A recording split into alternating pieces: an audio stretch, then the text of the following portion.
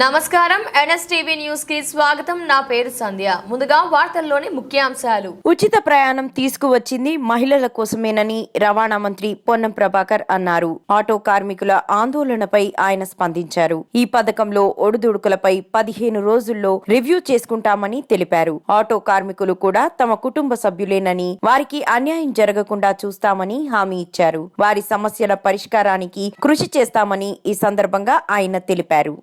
ప్రయాణం ప్రారంభించినాడు చెప్పినాం. 9 నాడు ప్రారంభించినాం.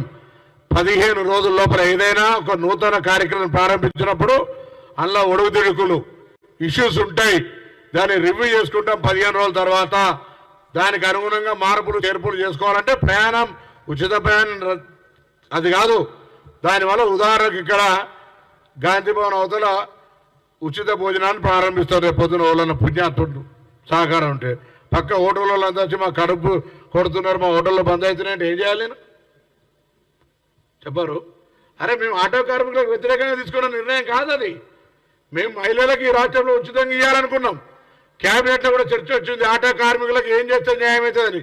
గాంధీ భవన్ వేదిక కాంగ్రెస్ పార్టీ పక్షాన నేను ఆటో కార్మికులందరూ కూడా, నా కుటుంబ సభ్యులు వాళ్ళంతా, మా తెలంగాణ పౌరులు వాళ్ళందరూ కూడా తెలంగాణ కావాలని కొట్లాడారు.